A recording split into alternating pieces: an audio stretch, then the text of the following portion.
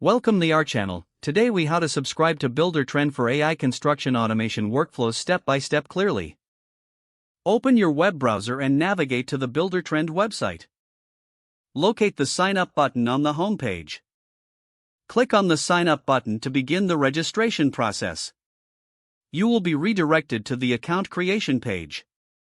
Fill in the required information, including your name, email address, and password. Review the terms and conditions, then check the box to agree to them. Click on the Create Account button to continue. Next, check your email for a verification message from Buildertrend. Open the email and click the verification link to confirm your account. Once your account is verified, return to the Buildertrend homepage.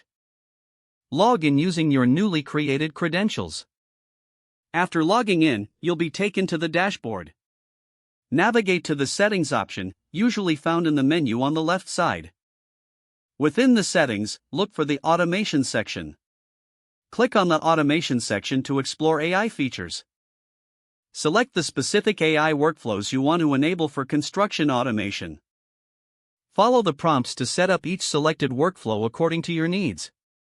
Customize the settings for each workflow to ensure they align with your business goals. Once you've configured your workflows, save your changes. Explore additional resources or tutorials available on the Buildertrend platform. Keep your account information up to date to ensure seamless functionality. If the page does not load, refresh the browser or try again in a private or incognito window. Make sure you are using the correct email address, then retype it carefully to avoid small typos. If your password is not accepted, use the Reset option and create a new strong password you can remember. Check your spam folder for verification or security emails, then complete any requested confirmation steps.